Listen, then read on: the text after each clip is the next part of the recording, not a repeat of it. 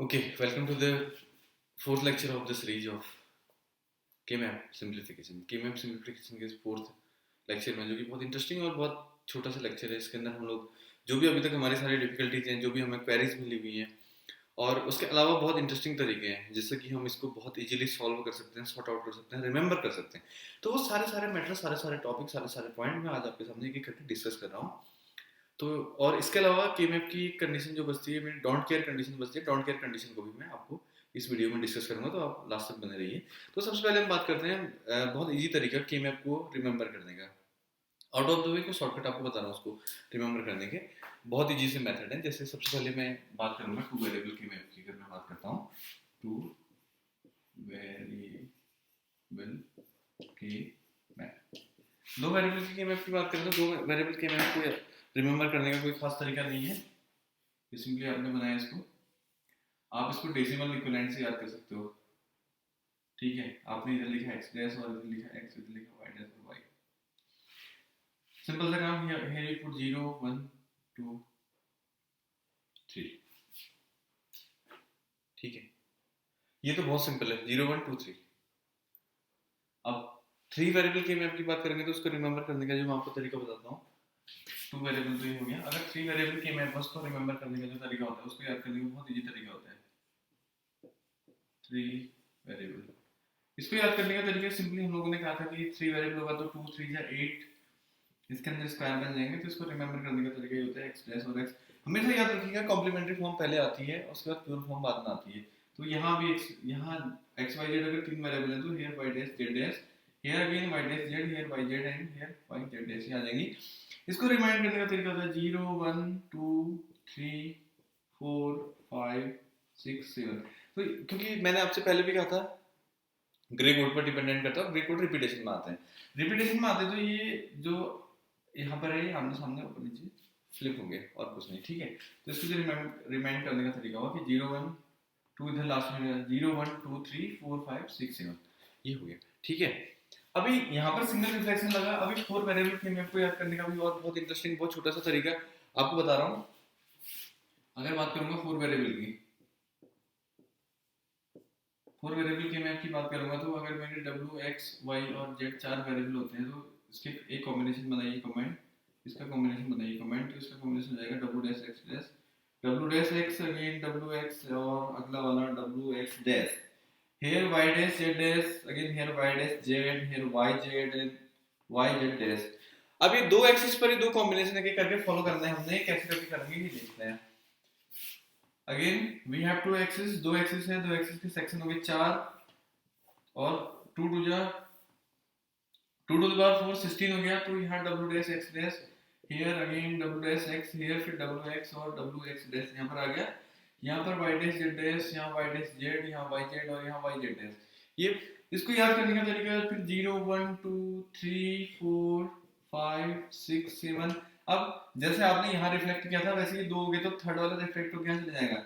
ठीक है, यहाँ पर 8 9 10 11 12 13 14 एंड 15।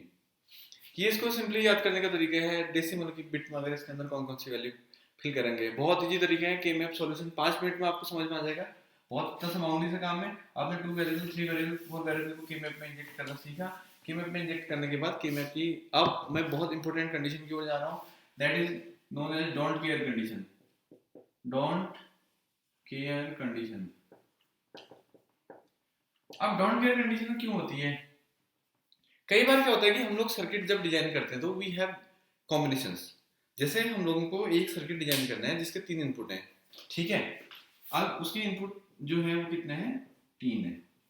तीन इनपुट है तो तीन इनपुट कुल मिला के कितने कॉम्बिनेशन बनाएंगे? 2 की पावर 3 इक्वल टू 8 कॉम्बिनेशन बनाएंगे, मैक्सिमम जो कॉम्बिनेशन बन सकते हैं। ठीक है, इनपुट इतने हैं तो इतने कॉम्बिनेशन हो जाएंगे इसके। अब अगर आपको इस 8 कॉम्बिनेशन में से केवल मान लीजिए 5 कॉम्बिनेशन आपके फेवर में आउटपुट का, ठीक है, combination 1 combination 2 combination 3 combination 4 and combination 5, 5 combination आपके फेवर में है। तो 5 कॉम्बिनेशन आपके फेवर में है। तो अब मान लीजिए वो 3 जो कॉम्बिनेशन है वो आपने कहा कि वो उसका सॉल्यूशन आए या नहीं आए उससे आपको कोई फर्क नहीं पड़ेगा। तो they are known as that don't care condition. For example, बहुत बेहतरीन इसका उदाहरण अगर हम देखना चाहें आपके डिजिटल सर्किट में अगर आपसे कहा जाएगा कि एक आप लॉजिकल सर्किट डिजाइन कीजिए जो आपका डेसिमल के इक्विवेलेंट बीसीडी में कन्वर्ट करे, डेसिमल को अपने इक्विवेलेंट बीसीडी में कन्वर्ट करे। अब बीसीडी होता क्या, बीसीडी की जब हमने डेफिनेशन पढ़ी थी, जब हम लोगों ने कहा कि हम लोगों ने डेसिमल को बीसीडी में कन्वर्ट करना है, बीसीडी की जब हमने डेफिनेशन पढ़ी थी, बीसीडी में हमने क्या लिखा था कि बीसीडी एक 4 बिट का कोड होता है। कितने बिट का? 4 बिट का कोड होता है। 1 bit, 2 bit, 3 bit and 4 bit, 4 bit का कोड होता है ना।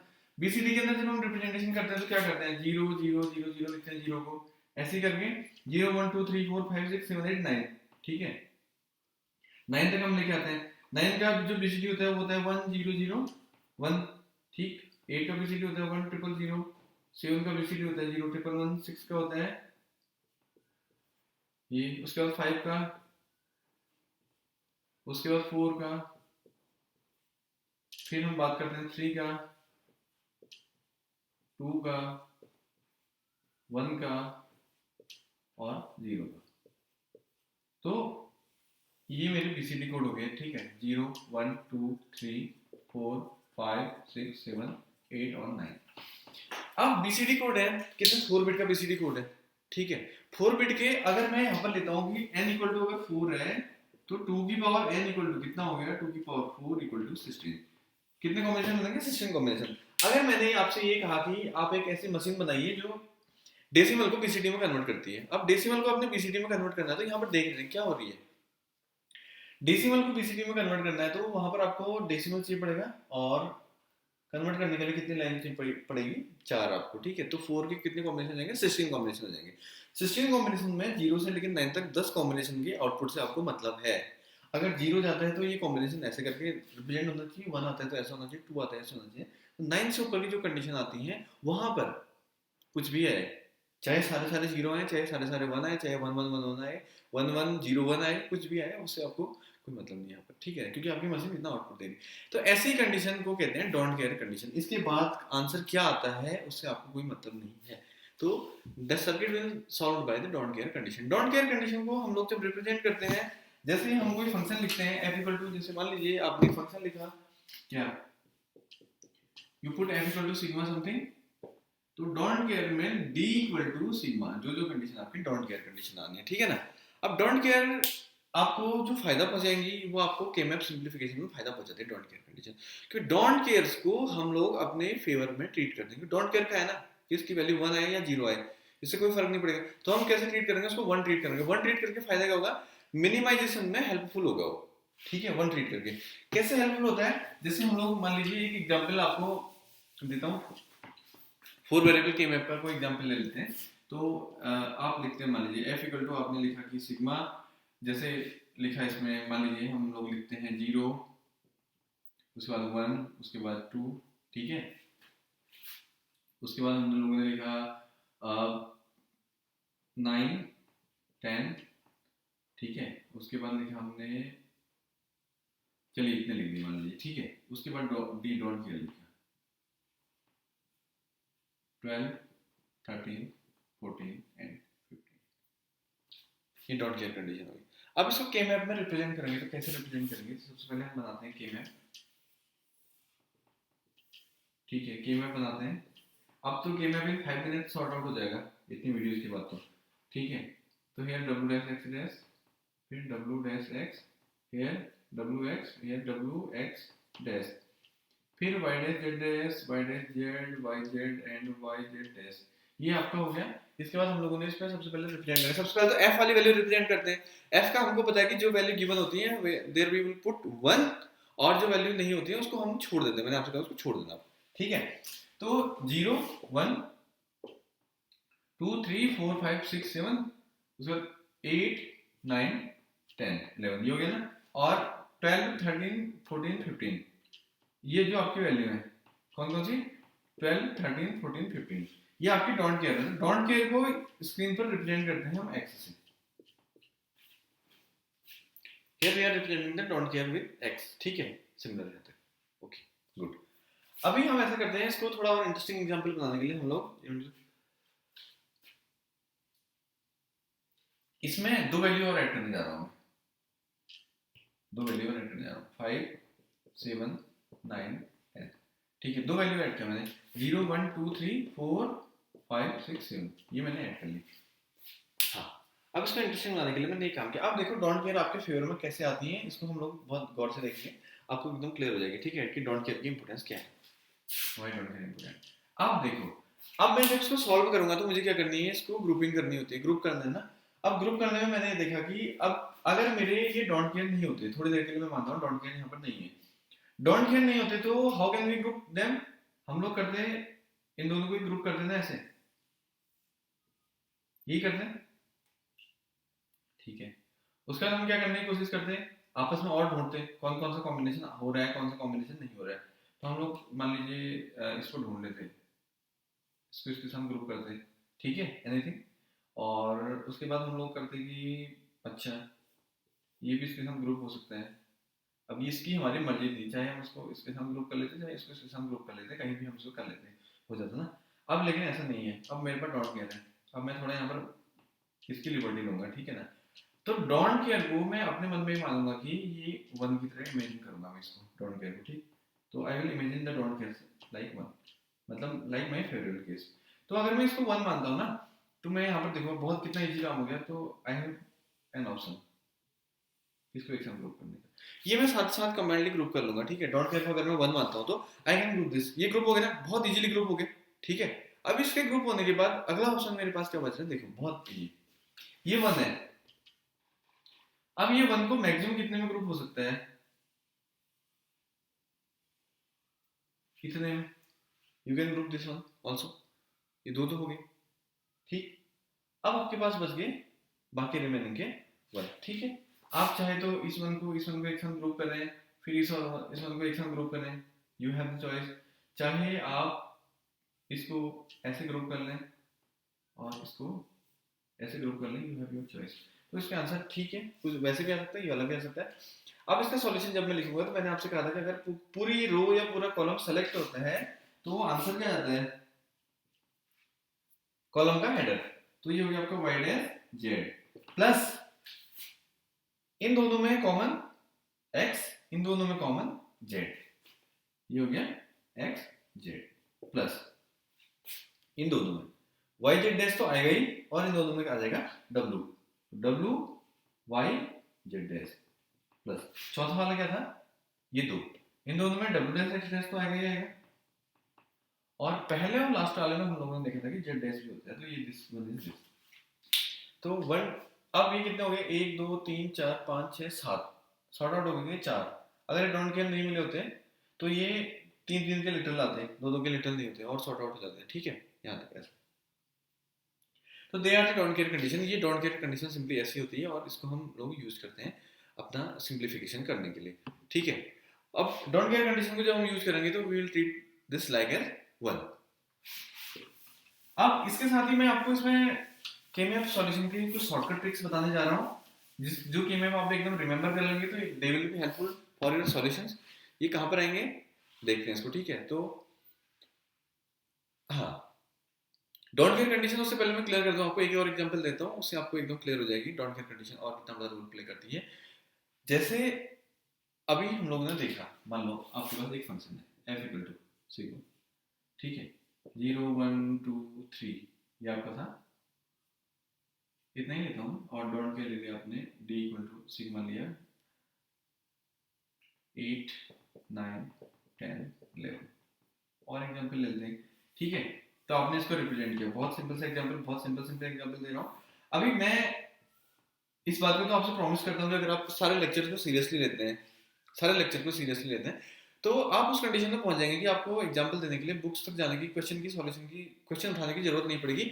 You will be in the condition कि आप क्वेश्चन भी जनरेट करेंगे और सॉल्यूशन भी उसका देने में कैपेबल हो जाएंगे। ठीक है, जैसे हम लोगों ने ये लिया और सिंपली और w dash x और here w x and here w x dash, here y dash z dash, here y dash z, y z and y z dash।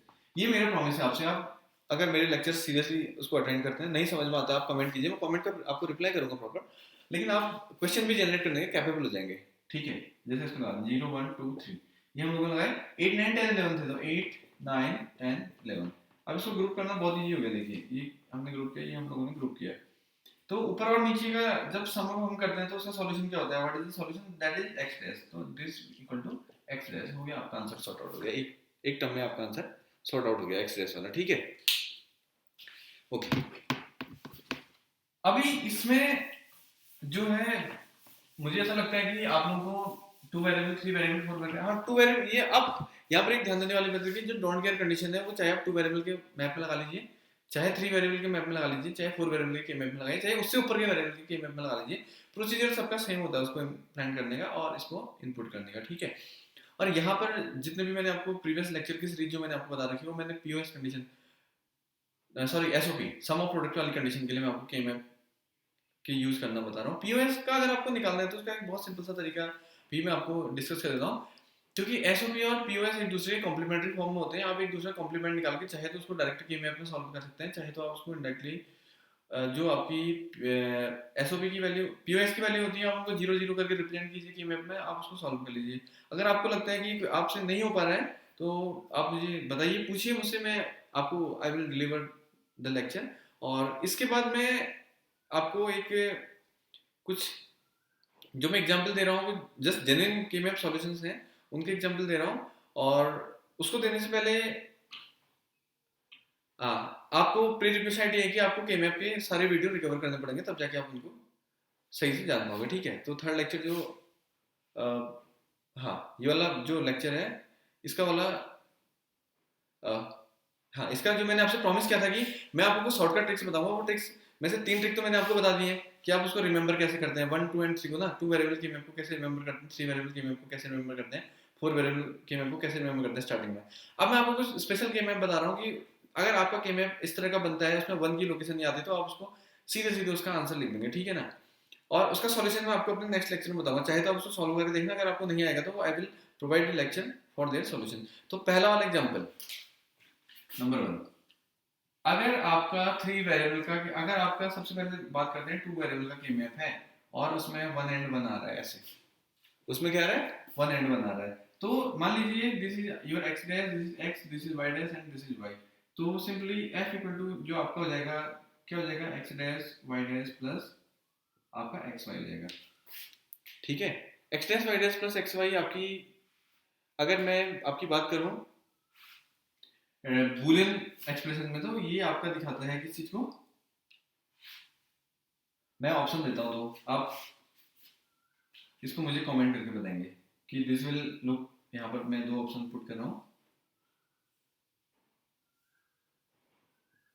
x और x नॉट, तो आप मुझे इसको आंसर बताएंगे कि ये कौन सा वाले एक्सप्रेशन है।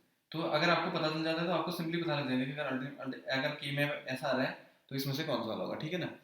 सेम थिंग मैं इनमें से आपको इन दोनों में से एक होता है वो, मैं बाकी भी आपको रिप्रेजेंट करके बताता हूँ, आंसर आप मुझे देंगे, इसको एक्सप्लोर करेंगे और उसके बाद बताएंगे, ठीक है ना। ओके, अगले वाले की बात करते हैं। सेम थिंग 4 वेरिएबल के मैप में अगर आपको 3 वेरिएबल के मैप में लगा के दिखाता हूँ, ठीक है। यहाँ पर अगर आपका सॉल्यूशन आता है ऐसे अल्टरनेट बनाते हैं, ठीक है ना, here x dash here x, here y dash z dash y dash z y z and y z dash।